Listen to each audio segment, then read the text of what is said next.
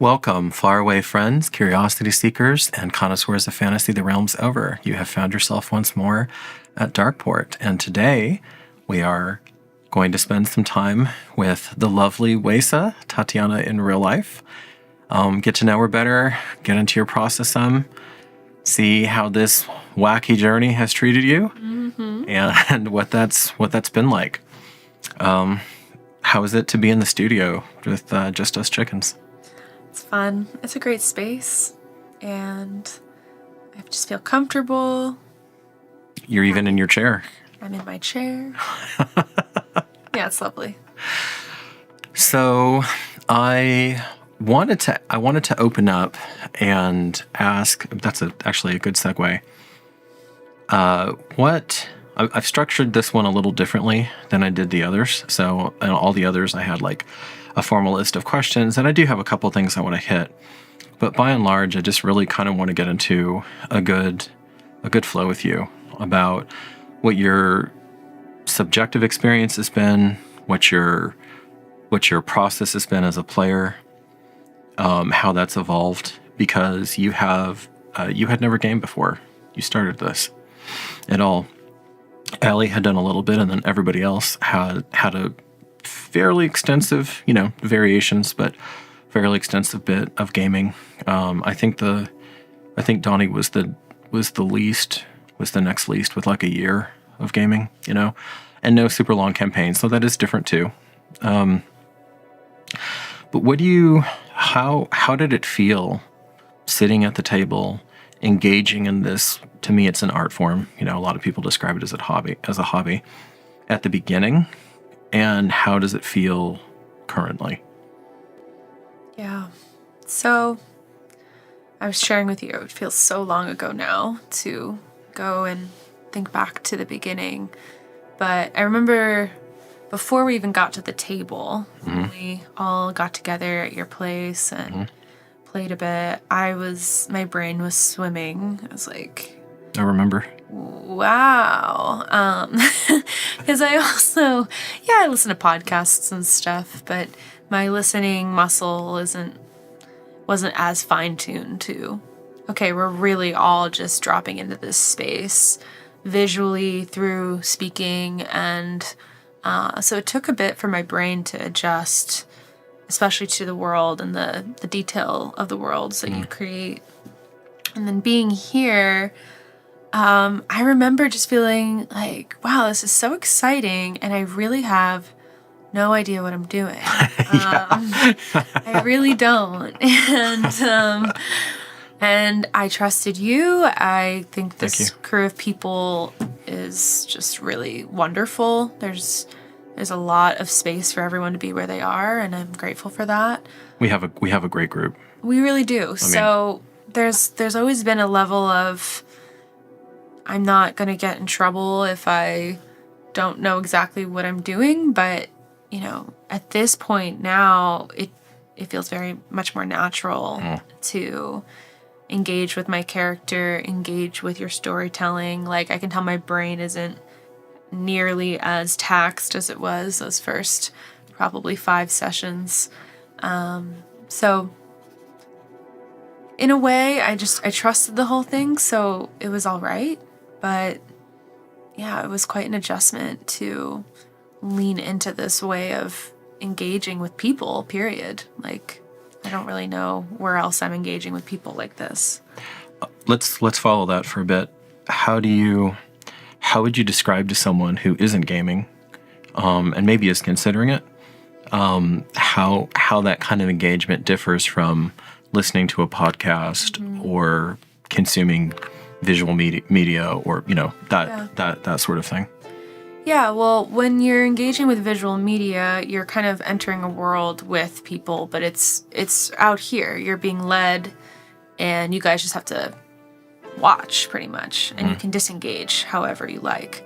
Versus when you're playing at a table, everyone's collective imagination is plugging into simultaneously. Yeah. Right? So I can check out and just trust that everything will happen around me, but that's actually not going to work for my character. That's not really going to work for me as a player, ultimately. So it's like a much more active and collaborative space, which is why, like, when I watch movies, I like watching them with people, because to me there's like so much we can discuss. There's so much juice there. Yeah, and the Shogun discussions. Yeah.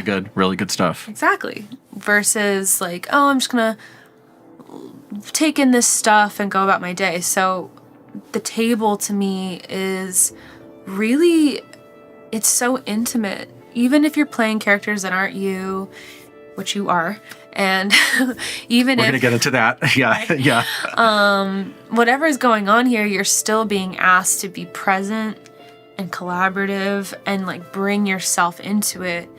If you just let the GM do that or one character do that, it's not going to be fun. Mm-hmm. It's not going to work. Mm-hmm. So it also calls someone forward in a way that other entertainment, you don't have to be called forward to watch a movie. No, or even, I would argue, even reading a book, which is maybe more active, but like you said, you can basically disengage at any time. There's not a team effort going on, which there very much is. Mm-hmm. I love the words that you use to describe that, active and collaborative. I think that's exactly correct. Mm-hmm. As befits you, Tatiana, you have such a precise and succinct communication style.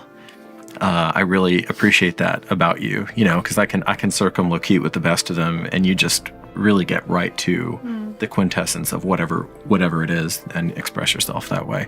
Thank you. Yeah, no, it's a real talent. So a couple different things I want to explore with that. Before we get into the character specifically, how would you say you developed, like you said, a listening muscle? What facets of that did you develop that you didn't already have? Because you are even before this, I happen to know you're a pretty darn good, like, active listener. You've made a study, as we were talking about before we started recording, about we both have about the human condition. We've really thought a great deal about our fellow humans, and their journeys and patterns that arise there and everything. So it's not like you didn't understand how to hone in on important aspects of a person's speech and their presentation and everything. What skill do you feel like, or like I said, what facet of that do you think has been expanded now? It's pretty interesting, the answer I'm about to give you. Yeah, go for it. That's what we're here for. Yeah. And by the way, I've never asked her. This is all fresh. I mean, we're basically, we talked for a couple minutes before this started, and this is 99% blind. So yeah. I can see how I have listened and forgotten myself at times in the listening, which is a gift I have. Oof. Like, in a way, that's a gift. Oof. Yeah. Just be like, I'm just very present to whatever's here right now. I'm observing, I'm taking in, I'm speaking from my heart or, my presence. Whereas in this container, I cannot forget myself in that way because I am an active participant in the frame. Interesting. Yeah. Yeah. So it's actually created a lot more like healthy self-awareness of myself. Really? Yeah. Huh. Because it's not so much, I grew up an only child. I've been around a lot of adults, listening, taking things in, observant. And for anyone who's like that, you know that it can be very easy to just get slightly invisible, slightly feel like you're just a voyeur. And then how that is for you, right? You're just like, oh, these people are really going through something over here, and I'm not, and I'm taking this all in.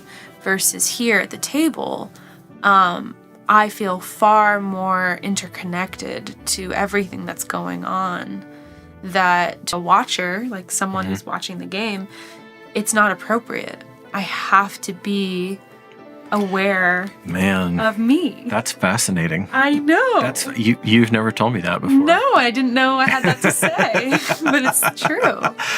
40 years I've been at this, and I've never heard anybody put it quite that way before. Wow. Thank you. So, following up on that, and we were jokingly disagreeing before this started. So now I'll get you on camera. Where do you feel like, so your character's Weisa, and you've been playing her now for a hot minute. I'd say you know her pretty damn well at this point. So there's a very strong a tendency in a person's very first character. You basically make a doppelganger of yourself because you know yourself and you're putting yourself into this world. I think, even from the very beginning, there were some differences with Weisa, but there were a lot of similarities, and deliberately so, because I wanted you to feel comfortable inhabiting this character that you, to be fair, you had to ramp up very quickly because you didn't have the months and months with this character that some of the other players did, to kind of establish her and feel out the world and all of these things.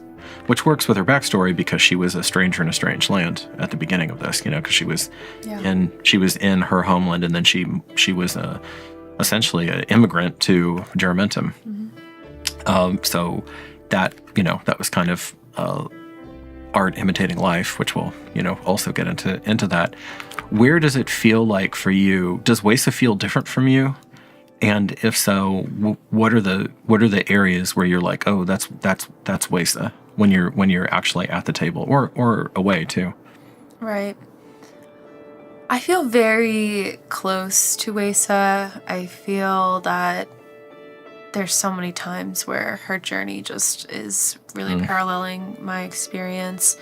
And that, I remember when we were creating this character together, there was just certain things that I'm like, that actually is my backstory, or that actually is what... that you had not told me. No. I didn't know. Things that just happened. Yeah. Is that synchronicity? So, I really relate to her individualism and her... her balance of warmth and coolness. I can understand in myself. But where I find Weisa to be different is her willingness to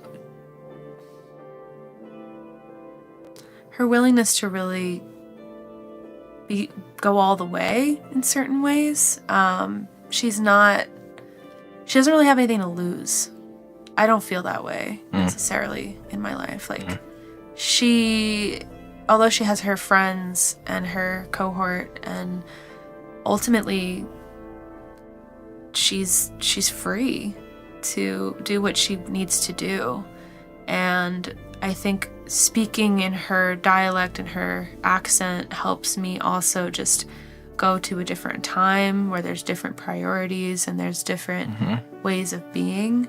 But I know my answer's a little unclear because these are just subtle things I notice. I don't think so. No. Okay. No, that makes a lot of sense to me. Okay. But she feels like a sister. She's not me, but we're not extremely far away from each other. Right. I think she just has different priorities than I do.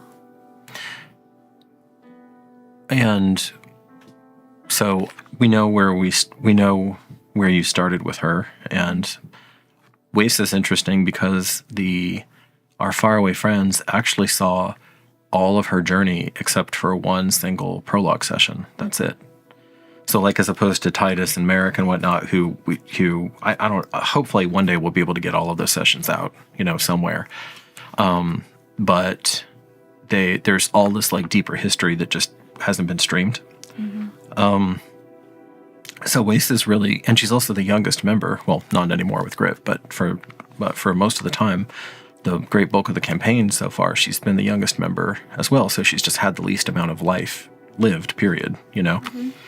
How do you think her growing up on camera, so to speak, how do you think that differs, as opposed to as if you had 5 months with me and we had done this just exhaustive, almost day by day, here's her training and all these things. And because there's so many times where you've had to intuit that culture And I mean, it's not like we don't talk, but there's just so much we weren't able to cover and can't cover because the volume and the scope of it's enormous.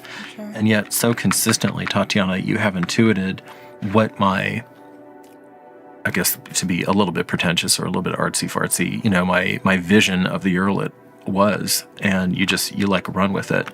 There was one like beautiful journal entry about, I'm trying to remember it, but to paraphrase it, where you were like, I have not been allowed to be afraid since I was 11 years old, or something like, it was something like that, where she just learned very early on to forge forward. We saw that in the last episode, actually, like front and center. So how do you think that differs, that we're getting to see her almost 100% on camera versus having had that so much of a longer ramp, I think it's an awesome opportunity for me, as someone who doesn't know a lot about gaming at all, to just be kind of thrown in to the water and just swim. And I think it relates to her story because she throws herself into this city, and there's something accurate about her figuring herself out. She's lost her sense of reality kind of entirely. She realizes she has these gifts. All of a sudden she's in a strange land without the privileges and limitations of her culture. And I think it's like it allowed me to portray her a bit more, I would just say, realistically, rather than her coming in this like buttoned up, tight image of a person who's now having a new experience. We could have done that. We could have. And it would have been fine. But it does seem like the moment she left her home is when she was going to naturally become a different version of herself anyway. So all that backstory is helpful, but she was already being thrust into a new version. No, that's so true. Under Publia's loving wing. Miss her. Yeah, I do too. It's been so long since the mentor characters, so long since they've been in the story. Sad. Would you have preferred to have that extensive backstory, or are you glad it turned out the way that it did? I mean, I just trust the process, but I think it's been fun going into the Age of Tezcatli and getting a little bit more whiffs. Yeah, it has been. The Eurolit, and because I have my own questions about Weisa's mother and her family and her day-to-day life. Like, we got like a touch of that. A touch of that, yeah. But again, like, how relevant is that to the greater campaign and the greater thing that is Darkeport? I'm not sure, but sure, I would love to get to know her more and more. But I feel like I'm doing that in real time. I agree. Well, since you brought it up, let's talk a little bit about Okatla, the infamous Okatla. I love Okatla.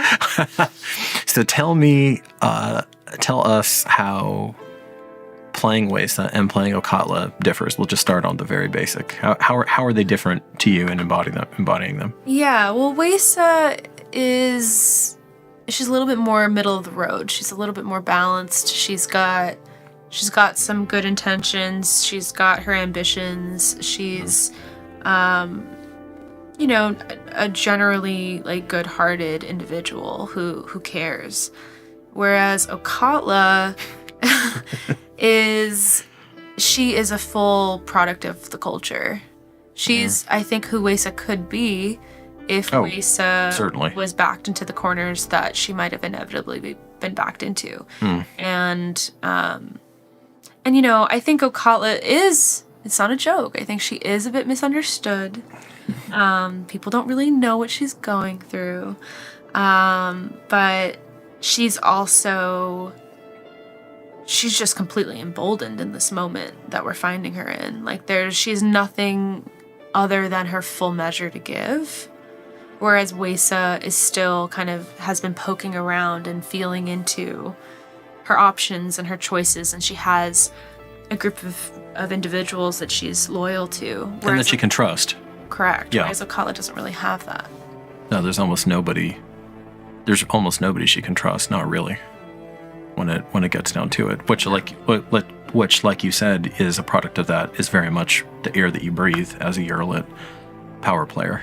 You know, that's how it goes. How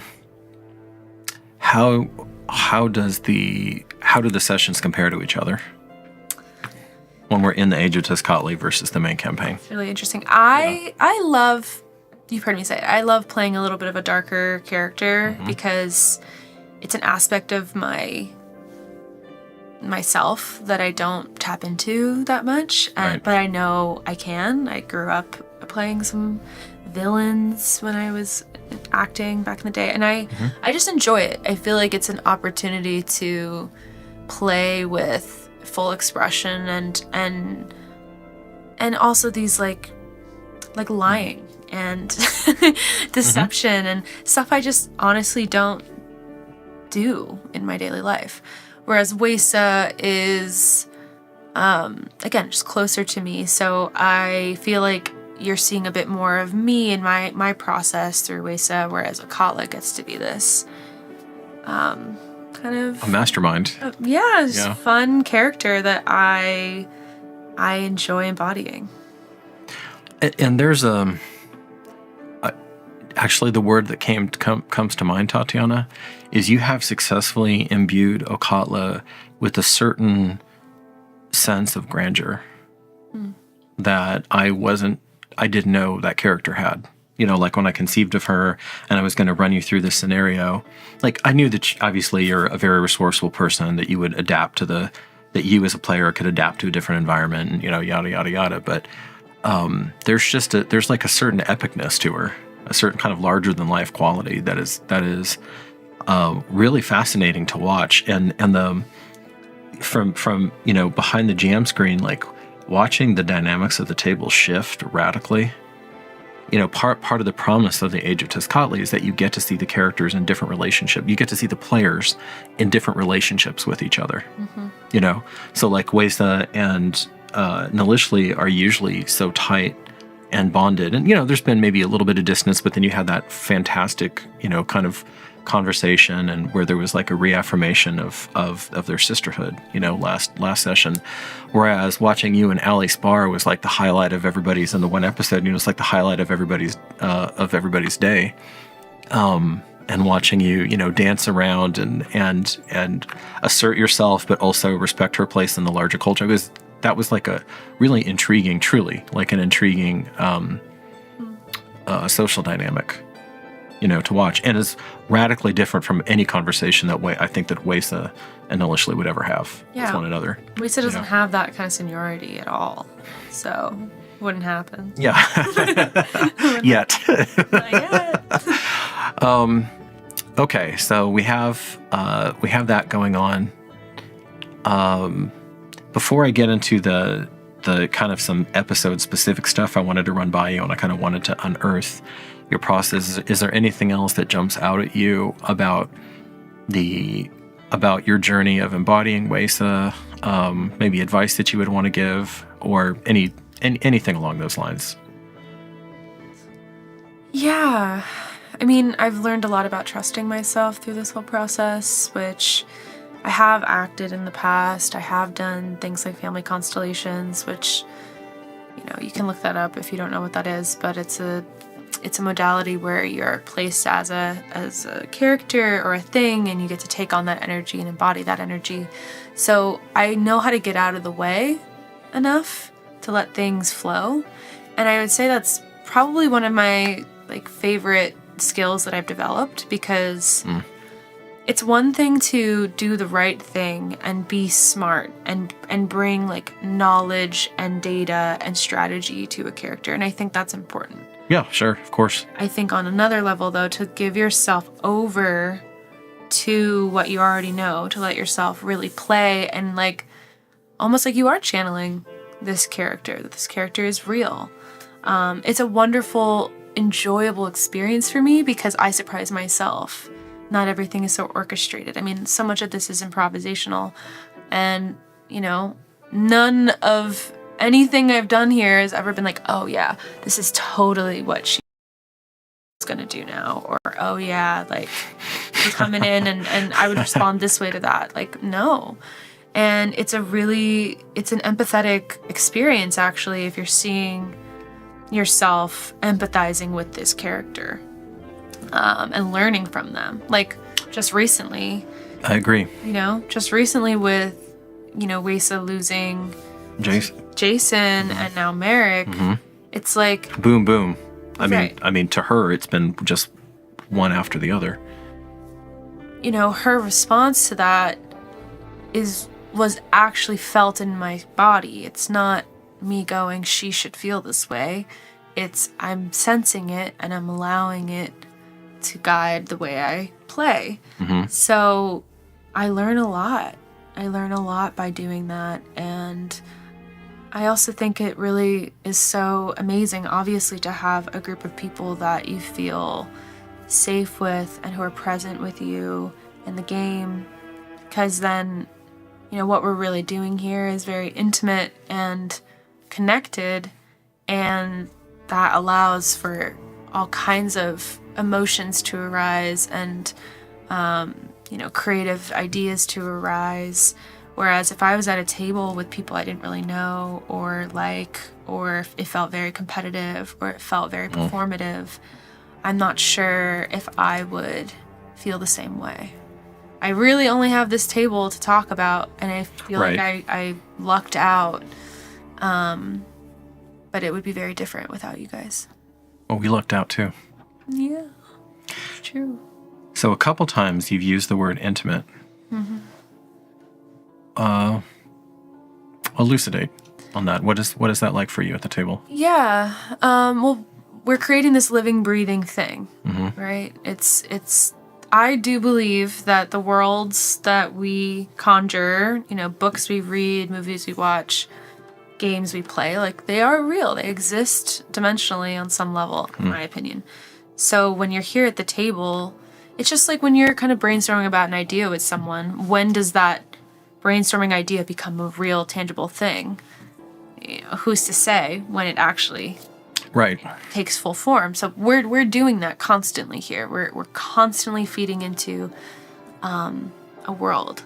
And to do that, I believe, requires our creativity, our receiving of each other, our listening, our responsiveness, our trust. Like, I've watched you also go, oh, I didn't think we were going to go that way, but because you did this, we're doing this now, right? So so that means, like, things are breathing, things are fluid and engaged. And that to me is very intimate. That takes presence. That takes, like I said, receptivity. It's like sports or sex. Or, even cooking a really good meal. If you're going to cook a really good meal, sure, you can follow the recipe, but you got to, like, are you sensing into, oh, those are done, or, oh, actually, I think I want to add this other thing that's not on the recipe, or... There's a breath to it. Exactly. There is a breath to it. There's a sensing. Wow, that's a really, really good way of describing that. It is intimate, Long-time viewers will know that I'm by nature I'm quite a private person. This is in front of cameras is not my natural habitat. No, it's not. And certainly interfacing with all the the varied and manifold facets of technology that make Darkeport possible is certainly not my native environment.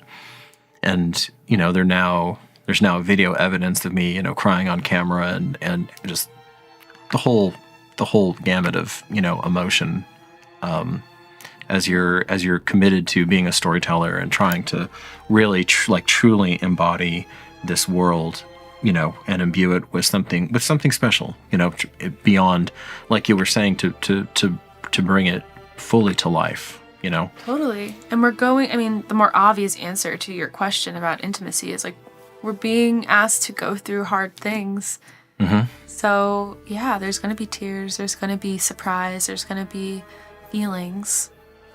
And, how often do we socially get together and feel like this? I've done it in a lot of healing contexts, like, genuinely, like, we're doing healing work, but not so much in a playing way like this. Man, Tatiana, that's a good point. There really aren't that many venues that are not like, you know, dramatic psychotherapy or family constellation. I mean, like where the point is you're coming together for entertainment, not because there's a dire need, for it. Mm-hmm. I mean, maybe there is, but that's not the reason you're coming together. And then you start on that process. You start that performance, or you start that art form.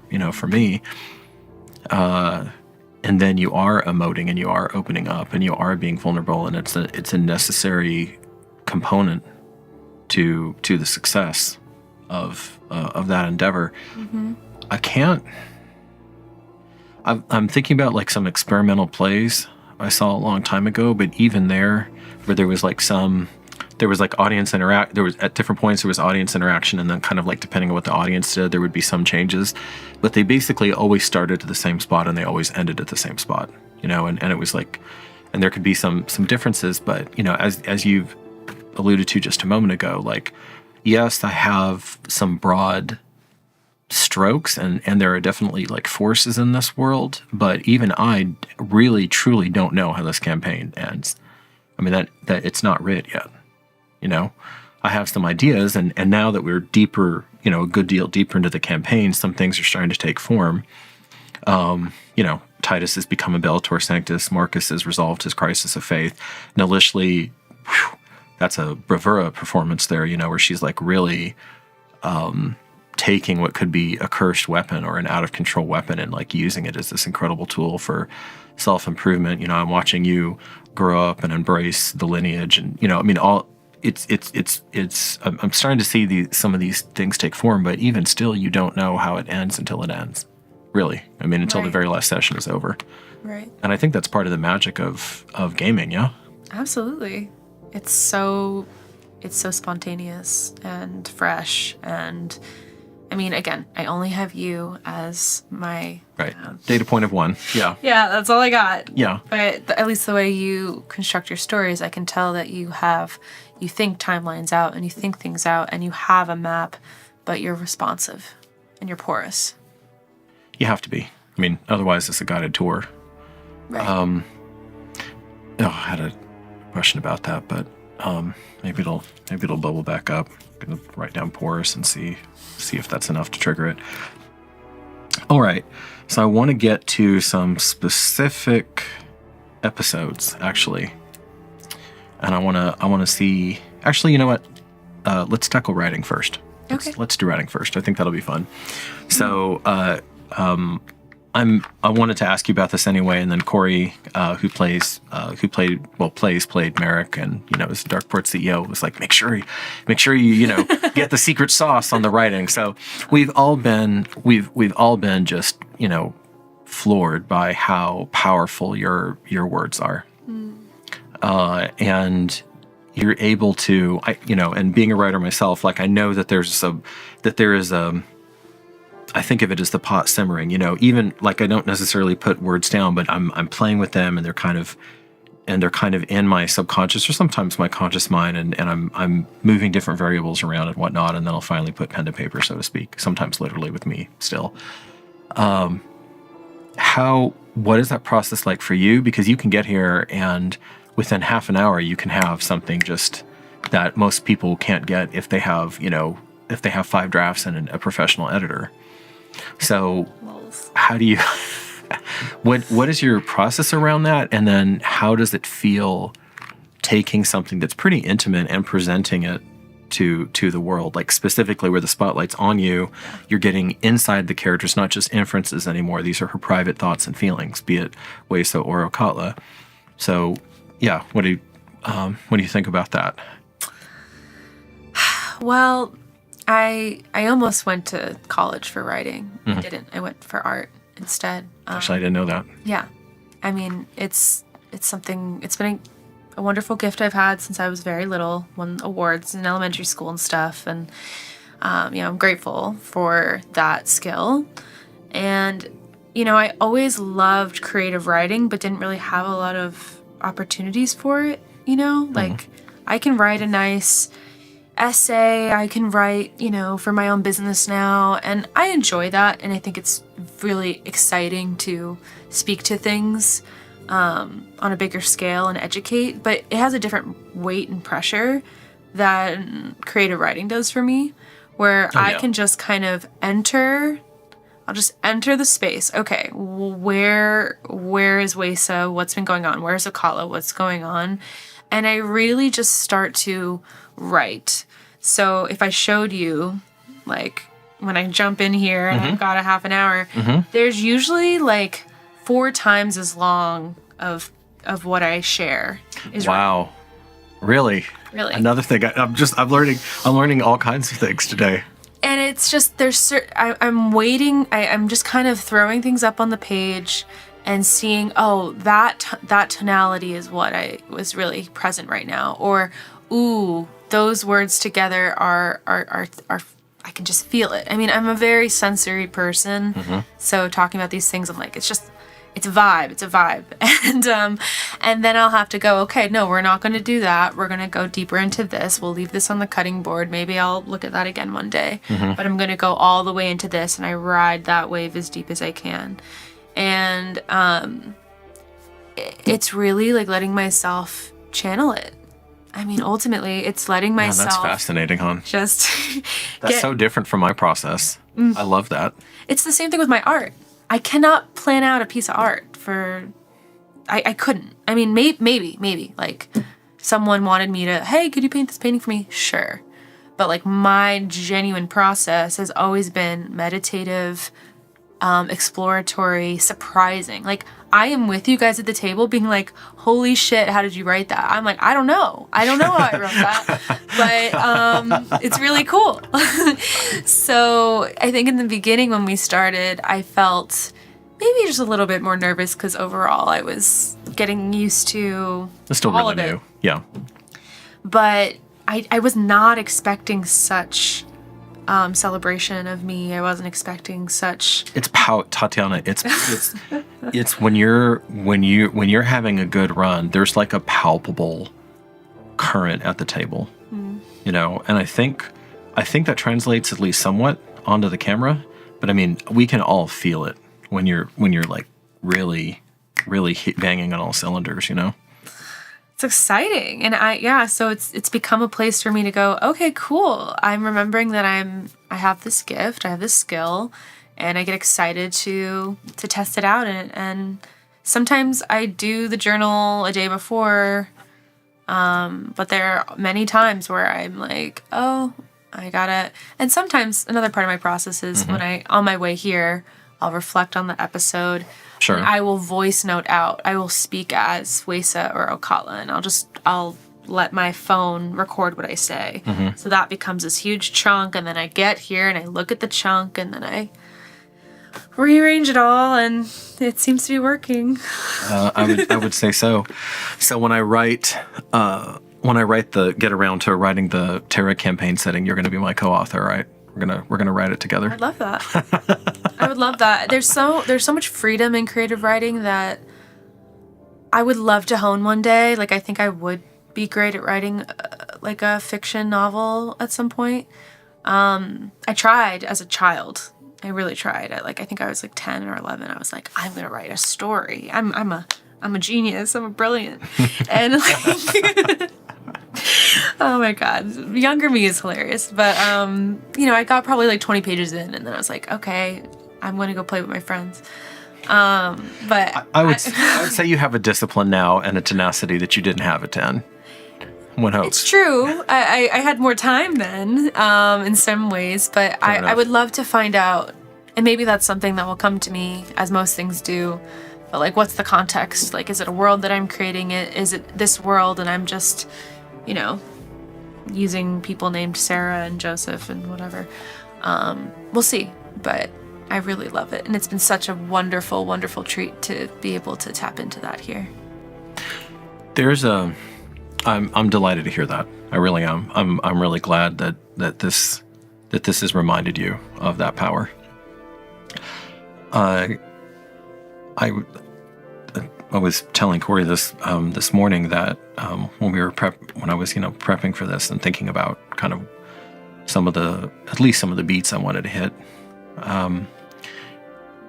That it's interesting to me that your writing style is different than mine. It's almost like a fingerprint. Nobody's going to have identical writing styles. Sure. But I feel like our styles would be very compatible with one another.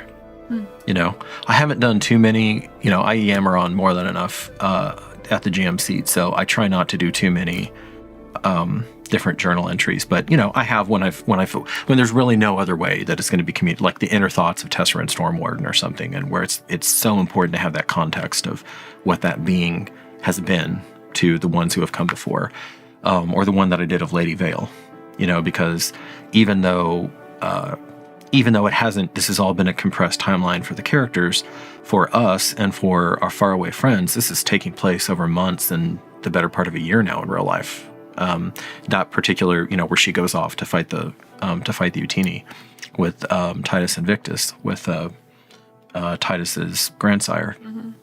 So, but when I'm looking at, when I'm looking at writing style and my writing style, there's, I don't know, I'm sensing that there's, I guess I don't really have a point, just I'm sensing that there's like a really nice complementary flow to them, where I could see doing something like writing a world book where we're describing the world and we're playing with different aspects of it and kind of going back and forth. Yeah, because at least at this point in my life, I'm not yet skilled in I'm literally just creating a completely unique world in the way that you do so well. And when someone can give me that container of here's all the stuff, I'm like, cool, I can tap into that. I can tune into that. I can go there and I'll give you an account from my perspective. So I agree. All right. So some of the specific episodes, because one of the things I always want to do with these interviews is to get into nooks and crannies that we just don't have time to, or that would be impossible to do while you're in character. Sure. So I don't remember if this was on camera or off camera. It might have been at the first roundtable. We're about due for a roundtable as a troop. But I remember the question that I bring up to you every so often is one that you posed a long time ago, which is, I'm not sure when to go rogue. Do you remember that? Yeah. That question? So I've been thinking about that, and I've been thinking about kind of the implications of that question. And, I gave you, an answer at the time as best I could. But I feel like it was episode 26, so Pride, with specifically the back half of that, where I dismissed everyone else from the room. KPO was sitting over here. Toby was playing the NPC, KPO Secundus, who was the Death Tamer, a necromancer. A pretty nasty individual, honestly, and one of the nastier people personas that we've had float through the campaign, which is saying something. Yeah. And Toby did an unfortunately fantastic job portraying him. I mean, he was making people's skin crawl. Oh yeah. All of us. So after that, and it was a pretty lengthy. It was like a good solid hour of uninterrupted, nobody else available. Jason was running a little bit of interference, but I mean, it was basically mano a mano. And I remember you were getting up off the table, and you're like, that was shocking, and you were like shaking a little bit, and it had been like almost like an adrenaline dump, or just a serious situation. Can you and you did such a wonderful job of embodying Weisa. You bobbed and weaved verbally, you played your cards close to your chest, so that the bodily reaction you were having was not necessarily conveyed because you couldn't afford to show that, to this unknown and, as we now know, pretty diabolical character. But even at the time, you knew enough that he was not your friend, that this was, at best, this was a temporary alignment of mutual interests going on. Right. So what was that like for you as a player? Mm-hmm. Was it truly surprising to you? And am I right in feeling that was when the switch flipped for you. In terms of, and Toby, I thought received you very gently afterward, and he said, this is gaming. Like, what you're feeling is, it's good, it's natural, it's fine. And this is why we game, so that we can feel the intensity of those moments. And I don't think you had up to that point. Not like that. No, not like that. That scene required my full presence, right? And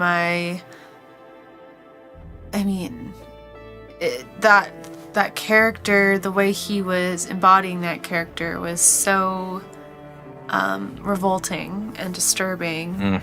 And I could feel the stakes of what my decisions how those would ripple out.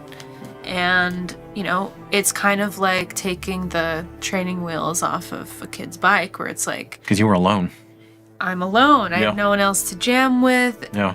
Really, what I say and do has a huge impact. And that's life. I mean, that's part of becoming an adult, is becoming aware of that. I'm truly in the middle of that right now in my personal life. And it's funny, I think within a month or so after that session, I had a conversation that I shared with you with a colleague of mine, that it required that same level of like, I don't really want to have this conversation. I don't really want to be in this room with you with this energy, but I have to. And I have to stick it out all the way, because it's too important. So I don't even really know what your question was, but that was just what that feeling. Yeah. I mean, what that experience was like for you, what was going through you at that point. I think it's incredible to get these opportunities to, like, yes, this game feels real to me. Like, we're going to come back every week, and what happened last week impacts everybody here, and how that next... And it continues on. Right. So it's real, but it's so great to have a space that's a little less real to explore that kind of impact. I think it's such a great tool for emotional awareness, for reality awareness. Absolutely. Like I said way before, like, that I exist, that like my actions ripple. I'm not just an observer. I'm not just a voyeur or a thinker or a mind. No, you're an integral part of the dynamic. Yeah, so I don't even remember fully that session, because I was so on that I don't even know what the hell I said, No, you just had to be there. You just really had to be there. Did that change your understanding of gaming afterward, or your approach of it, or did it deepen it when you came back? I think it deepened it. I think there's something really powerful about one-to-one. I think there's something very, very powerful about... I think that's just like life, right? There's something very different between a social circle and having a confrontation with one person. It's just so different. There's nowhere to run. There's no way to take a back seat. You just have to be fully in your driver seat. So, yeah, I could start to see and understand and get excited about this medium overall, and how it can be used in so many ways to address things specifically, like you could specifically try to create a campaign addressing, tough conversations and confrontations, or that they just come through naturally like they do in our campaign. In Darkeport, as the explicit themes that I started this with were sacrifice and the indomitability of the human spirit, and many things have sprung from that. In the Curse of Strahd campaign that we just started recording, we're looking at control, as in like oppression and control, versus resilience. So there's some overlap, but those are quite different, and the one is a war story, the other is a gothic horror, basically survival story, which is a really different tenor. So the next one, I had 3. The next one was episode 29, Coyoli, when you went to the ghost village and you saw that.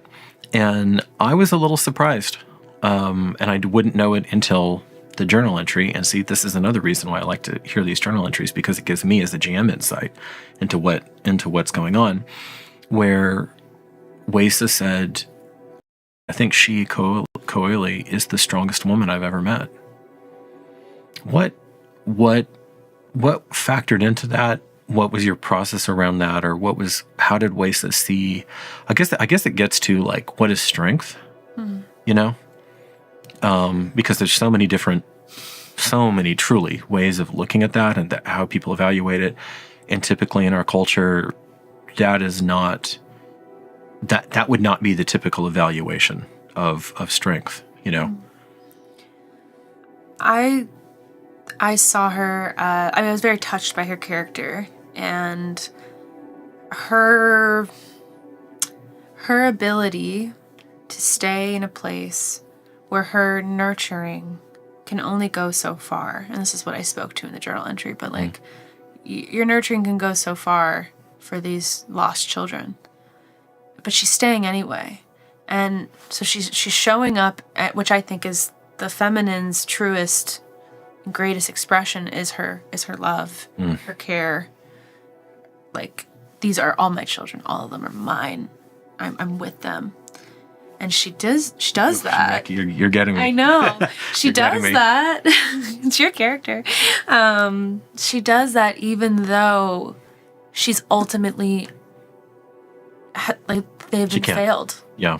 Yeah. And I think that is an absolutely excruciating mirror to look into again and again and again. And I'm sure there are women out there that do it. Every mother has her faults. Every mother traumatizes her child in some kind of way. It's just the truth, you know? And to really, in her example, there's no real hiding from the reality of what's happened here.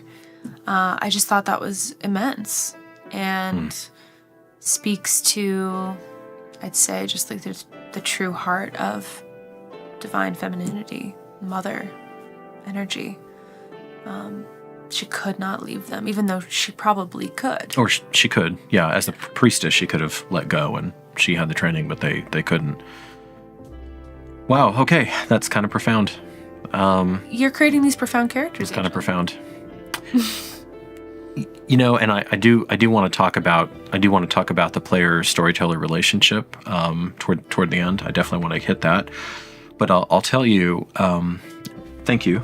I'll tell you though that any GM who's being honest with himself knows that their story only goes as far as the players are willing or able to engage with it.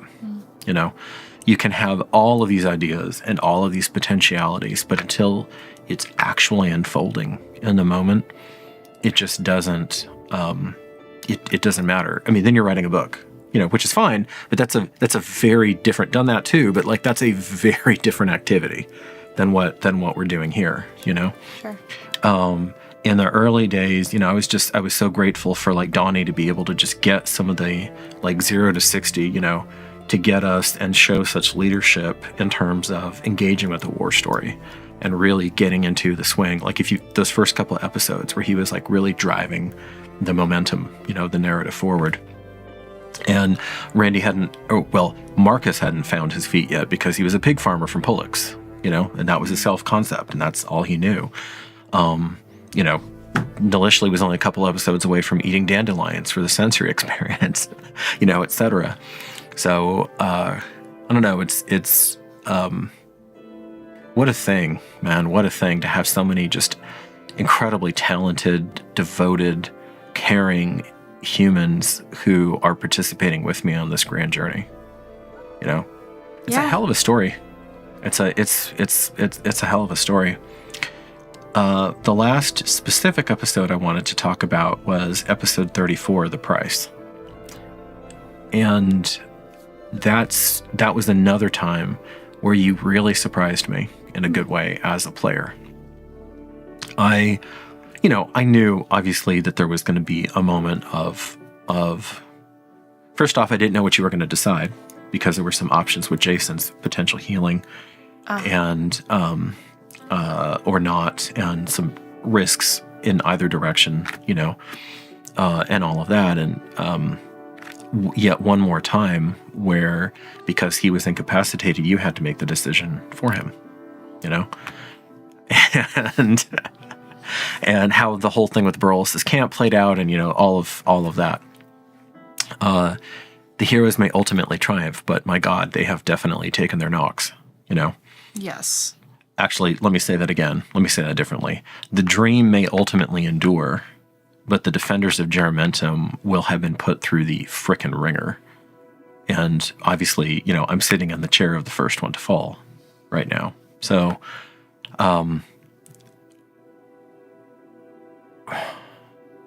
what happened in that moment as a player where you just punched in and really took my breath away by the depth of what you were saying, you know? And just to give you a little bit of insight into my experience, I'm juggling these characters. I'm thinking about, unfortunately, I have to, you know, always be looking at the time, always be thinking about, You're great at all of that stuff. Don't know how you do that. You know, I'm thinking about like the mechanics of it. Okay, I have to make sure that I'm correctly representing Tesserin's like sometimes ability to spare the dying, sometimes, you know, just all of these things. And I don't always get all those variables right, but maybe right enough that we can keep, you know, continue the story going. And then out of nowhere, I'm hearing you just drop these like profound bombs. And it wasn't a long scene. It actually felt much longer to me subjectively when I went back and I watched it and I saw it was a brief interaction, but it felt like, I don't know, like 10 minutes to me or something. And it was like 2 minutes or 3 minutes, you know? Are you talking about where she said goodbye, where Weisa said goodbye to him? Where she made the decision, I guess even including like making, so maybe a little bit longer, but making the decision, saying goodbye to him, and then stepping back and not detaching, but allowing that to happen and being, at least in the moment, having to be okay with that because you were about to go into a heinous battle. Yeah. You know? What happened there as a player in a wonderful way? What, you put your foot on the gas, girl, you know, like roleplay wise, and you went there. Yeah. Again, I was affected. I'm here. I'm choosing to embody this character. I have been rooting for Jason's return this entire time profoundly because I think he's great, and I think he was a great companion for Weisa. So when that scene unfolded, I mean, like, my stomach did drop. Like, I was not feeling good. I let myself feel her feelings and ultimately just letting it come through. And I also was aware that Jason deserved such acknowledgement, even if it was quiet, even if it was short, even if, like, the truth is we are preparing for something bigger. There isn't time to really crumble here. But she holds on to what she has of him and says, if you want it, come get it. And I'll, you know, that's her way of just showing how much she loves him and cares for him. So I thought that was a magnificent piece of storytelling. Holding on to the crystal shard, the shard of crystal remembrance, and how everything flowed from there. Because it's also like, it just floated into my mind, like, oh, that's something that always comes back to him, and that was part of her hope by holding on to it while he was gone. Well, it always comes back to him, so if it's going to come back to him, that means if I have it, he's going to come back here. Right. So it works the other direction too. Yeah. So she just wanted to continue that. That's beautiful. Yeah, that's beautiful.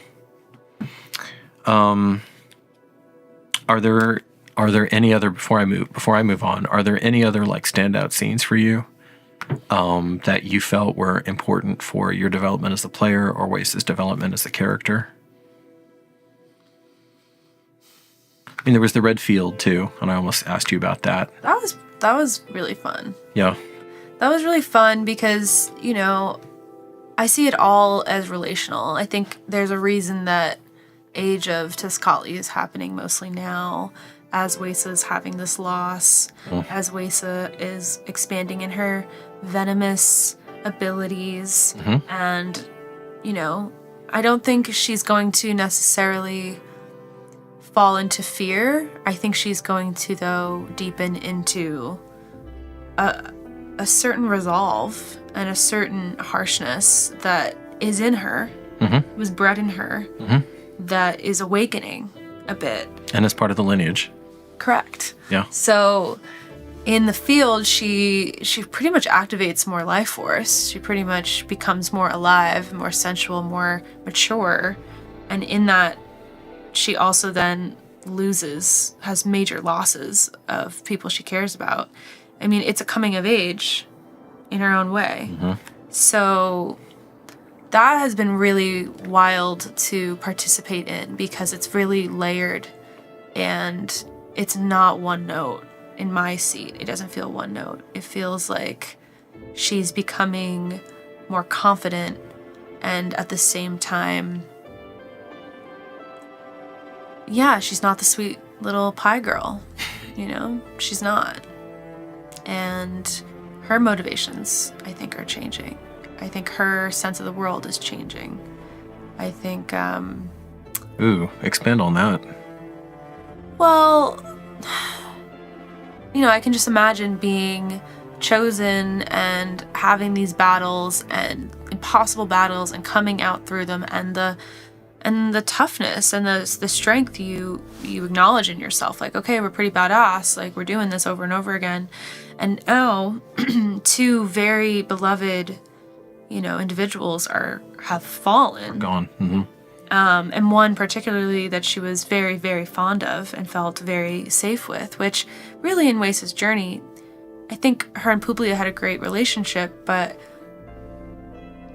she hasn't really had a full belonging experience where I really fully and deeply belong here. She's been living at the bakery in a little spot. In a contained alcove. You know, she has this whole backstory and world that no one relates to.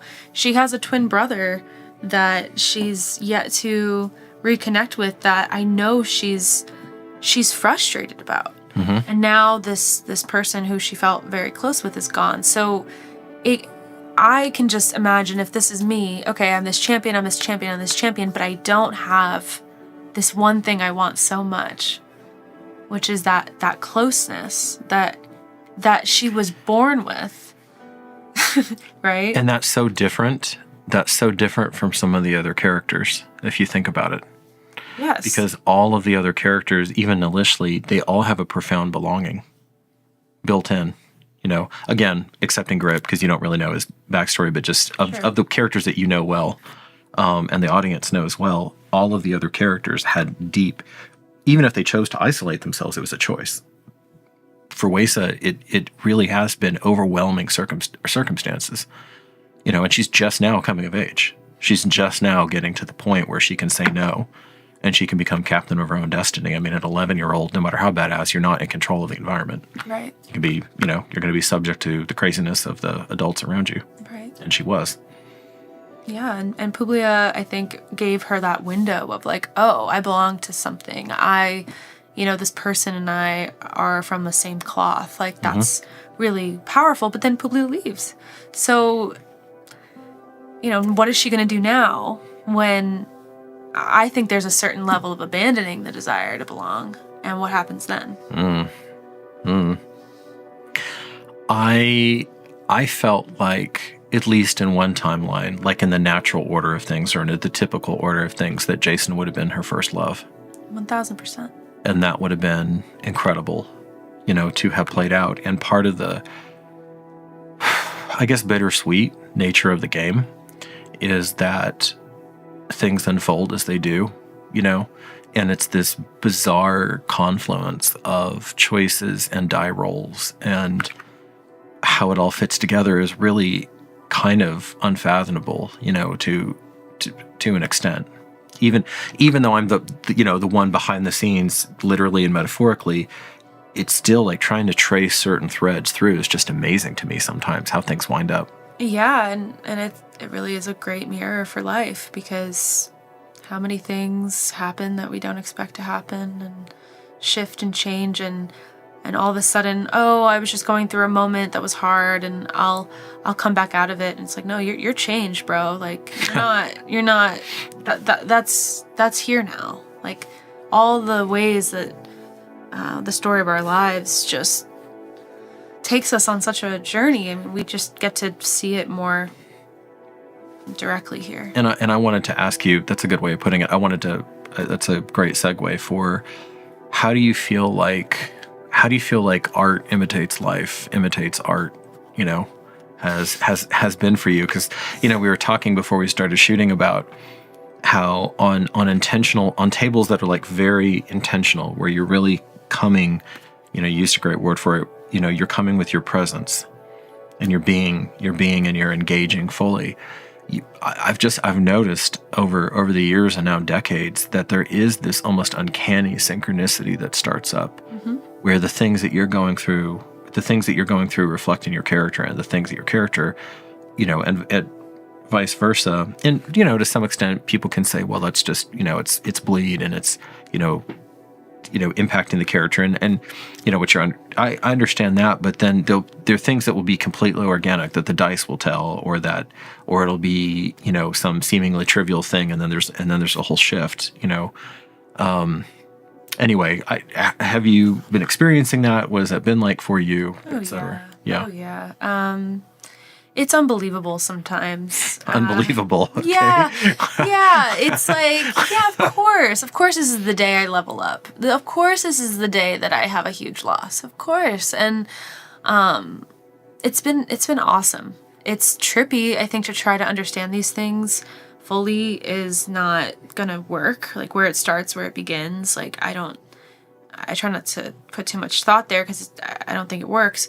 However, I am a bit of a firm believer in, like, if you're really paying attention and you're getting out of your head, if you're really noticing things, like, life is just this mirror dance of everything being interconnected, and everything can be a symbolic opportunity to that's so true. To notice. That's so true. I mean, that's part of my practice, my spiritual practice, is like, I read the day, I read the field. There is messages everywhere. I don't need cards and, all these objects to be able to connect to the spiritual experience I'm having.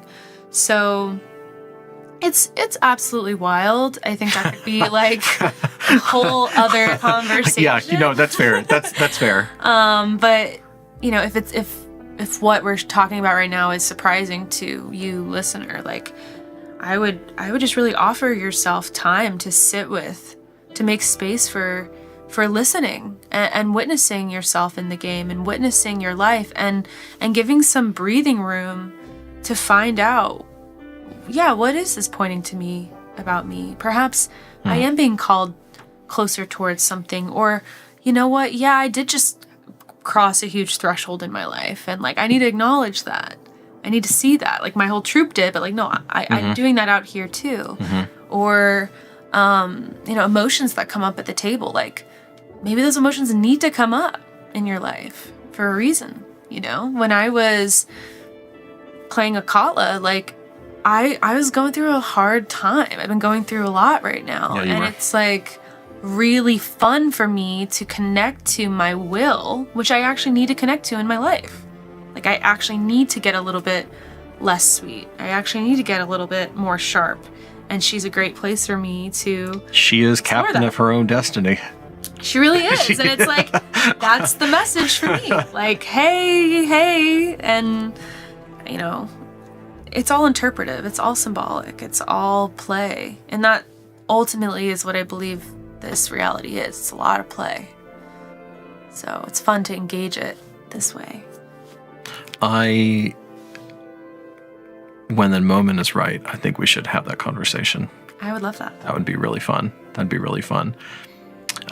Because you, Tatiana, are sitting at this really unique intersection of a player I won't go into all of it right now, but just you have so many different unlikely or unusual aspects to yourself and past experiences and skill sets, and those are all converging in a way that are quite rare. And you're a first-time player. You know, this isn't something you did in high school. This isn't something you did in college. Right. So that's not the usual route.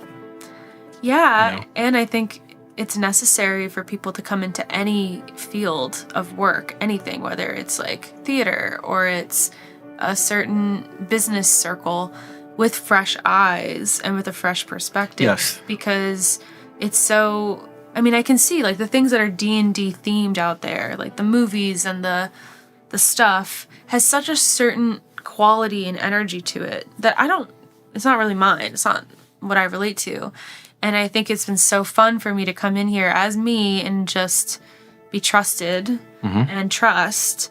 And I'm having a very unique experience of D&D, which I'm sure that like a large majority of people would be like, oh, really? Like they're so focused on maybe the like medieval energy of it, or the like, or the mechanics of it, or the just the imagery that we're shown over and over and over again of what this is. Whereas here I am, I'm just like, I'm feeling this. I'm feeling that. This is pinging for me. And that's my system engaging with. Which, by the way, I want to give you a kudo on that. You have taken this super niche, geeky hobby, and you've gotten the mechanics. I mean, like you run, and I did not give you an easy, you know, it's a custom thing that had to reveal itself. All of her abilities, all of Weisa's abilities had to reveal themselves in due time. So you didn't even really have a template. I mean, now you do to an extent, but you know, well done. Like you've taken, like, you know what your modifiers are, you know how much damage you're doing, you know you're using your different abilities actually quite cunningly, you know, at different moments, breaking bread with KPO, and you know, just all the different things. And so that's been a real joy to watch you grow into that. Well, thank you. I mean, you've been very, very helpful behind the scenes. And then your storytelling, what I appreciate and what I can imagine is not necessarily how it always goes. It feels very natural the way you bring it all together. It's not like, okay, now you're in combat and, you know. No, that's not life. Yeah, it's not. That's not life, though. So it has felt easy with you. Man, you're in my brain, Tots, because the last subject that I wanted to hit from this unique perspective that you have is how the player storyteller relationship has been for you, what you've observed, what you've seen, how, you know, because we were friends before you were I was your storyteller. Actually, for several years, you know, we already knew each other. We'd already experienced each other. We had already had some deep, extensive conversations, you know, et cetera. We weren't seeing each other every day, but, you know, that relationship is well established. And then you have this other relationship, which is overlaid on, is in parallel, in tandem. You know, like you can kind of debate different things of like how that's been, but how have you experienced that? What does it look like from where you're sitting at the table? And you can answer this in a number of different ways, but I'm really curious to hear. Does it just look like, you know, a rolling chaos behind the screen, or? I am so impressed by you. I really have no idea how you're doing what you're doing. But I can imagine it's probably how someone might see me and be like, how are you doing all of that? So cool. I think you're such a unique, you know, compilation of gifts and skills as well. So I am thank you. Constantly inspired by the way you do this. I feel met in our time here at the table. I feel your presence with all of us, with me. And, you know, I ultimately, I would not have said yes to this project if I didn't trust you the way that I do. So again, there's been a lot of fluidity here. It's not like me like, oh, I'm gonna gamble on my friend's kooky idea. It's like, no, this is my friend Angel, who I know has been working at his craft for a very long time. I mean, it is a kooky idea, but yeah. but sure, but it's backed up with a lot of care and just maturity. Like, you understand what it takes to put on a full campaign. You understand what it takes. It's been a lot of learning. On many levels, though, an emotional level, mechanical level, etc. So, you know, I feel very safe in this space. And it's also fun to, like, you know, I go and embody Weisa or Kala or whatever, and I get to watch you embody characters, and I believe people. Them. I mean, you've terrified me a few times, like, you know, and it's been fun. Like, whoa. Or when you get into your dragon zone, I'm like, wow, like, I've always known that's in you, and here it is. There's the dragon, full display. The literal dragon, yes. Yes, and you know, it's fun to get to know you in this way too. I love when you get really short with us, and you're like, nope, that's it. He's dead. Or like, nope, like, there's nothing else we can do here. Or, you know, and then watch you pivot into softness and tenderness. It's who you are, and it's just in this really wonderful context of creativity. I love it. God, what a description and what a compliment, hon. Thank you. It's just true. Favorite scene? Gosh, favorite scene? I know we asked this at the round table, but you have a lot more to choose from now. Oh, man. That's hard. I gotta just be in the moment with, I just love Akala right I know you do.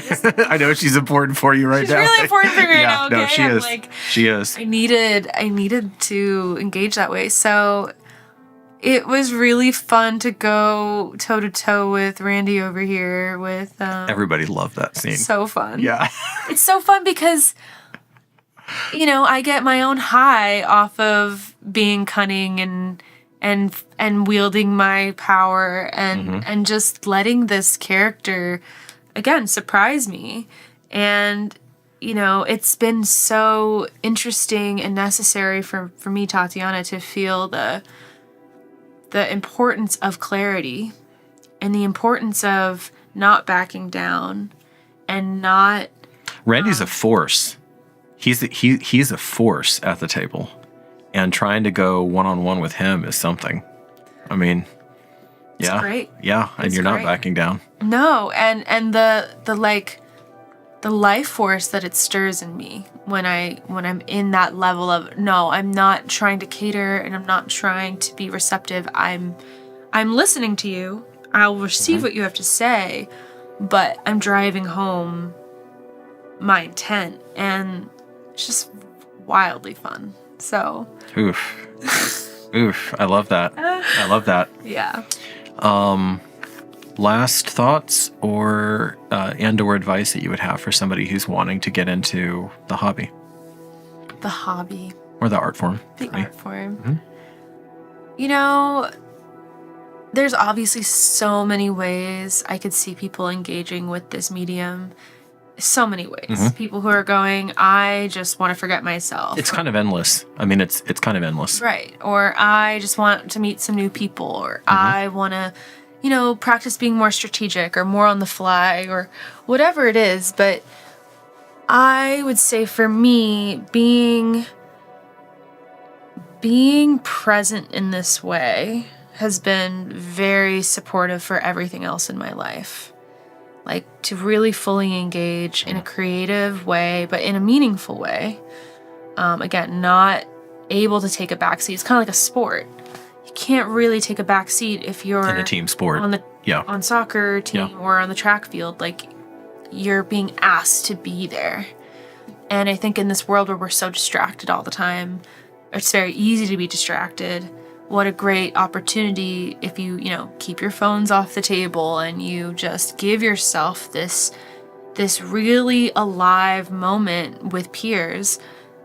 That is ultimately a huge like a pinnacle of human experience that has been kind of diluted lately, right? Even you see couples at dinner on their phones. You see people who are, engaging romantically, and they're not even really there. They're just going through the motions. And parents and children. And sure. Yeah, who are right. Not present with each other. And I'm sure there are times, I know there's been times here at the table where I'm like, I'm not as present as I usually am. I'm a little like going through something, or I'm feeling low.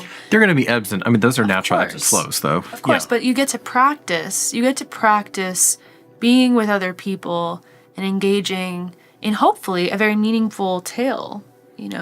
Why not make it meaningful? I think you can still have a lot of fun, and we have fun and wild and silly, and have these meaningful moments that are so real with each other. And I have to. I know we're up on we're up on a couple different time stops here, but you just sparked a whole other thought spiral about converging with each other and being present, but also I'm feeling it, so I'm just kind of groping for this in the moment. But like also being how there's this weird dichotomy where like the use of masks also allows you to tap into deeper parts of yourself, even though it is a mask. I don't know. There's like a weird freedom. Oh yeah. In being these characters, even though it's just you, right. But this of being able to go all these different places and have something like, it's a beautiful thing. It's also kind of a sad thing that like the interactions that some people have at a really good gaming table might be the most real interactions that they have that entire week. Absolutely. Because of just where we find ourselves in the current moment of disconnection and atomization and at worst isolation, for people, which is one of the reasons why I love like trying to talk to people on Discord and trying to answer back comments and just, anybody who's in Austin, like trying to meet them and, like stuff like that. I think that's really, really important. And it was very important for me growing up, to have that. And I think it's harder now. It's harder in your generation, and I think it's just going to get harder. I don't know. That's what the trend line is right now anyway. Oh yeah. People's image has become a way to make money. Who you are. People are selling themselves all the time now. So it's not one thing to just be like, oh, I do a cool thing. It's, am I cool? If I'm cool enough, teenagers on TikTok can, become popular, famous, wealthy just by being who they are. But they're not really being who they are. They're performing. So we're in a time where people are more focused, unfortunately, on the image. So when we get to put on a mask intentionally, but we're still really just here in this little space. But we're still in the space, yeah. Right? Like we're not really, there's not so much we can totally hide from each other if you're playing, I think, in the way that we are.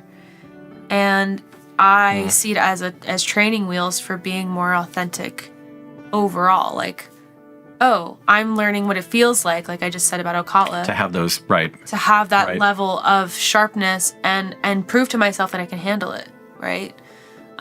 With someone who would bite back, even, right? Mm-hmm. So being here can just, even though, we're not coming as Tatiana and Angel necessarily, we're still getting the somatic and emotional experience of, oh, for sure, yeah. This is what it feels like. Well, and the fiction allows you to do that. Yeah. It's like a vehicle. It's a vehicle to do that. And we're not selling anything to each other. We're just playing. No, we're just here. There's a whole discussion about like some of the choices I've had to make as the storyteller, and Darkeport writ large, but like specifically where considerations that would never be there at a home game, because it's a performative art, like what we're doing now in the best sense of the word. It's like a performing art, you know? And like trying to make sure that you don't compromise the integrity of the story while still making the adaptations that you need to make to get it, to be able to convey it through a camera, which you can't instead of just a room. It's really different. It took me, oh God, I don't know, an embarrassingly long time, maybe a year, to stop feeling disoriented as a game master. I think I hit it pretty well in the early days, but I can go back and I can see certain points where I was like, whew, boy, I was floating, You're doing a lot. So there's a whole nother meta level to it that I'd never had to consider when I was just running a home campaign, because there it's just like strictly the entertainment of the people there and the edification of the people involved, Of course. It's been a massive learning experience for me, and I know for basically all of us in different ways. Well, sweetheart, I love and appreciate you. I love and appreciate you. Faraway friends, that has been our conversation with Tatiana, who plays Weisa in Campaign 1. I hope it has been interesting and elucidating and helpful. Please let us know what you think in the comments. And as you go about your journey out there, take care of each other, take care of yourself, and stay curious.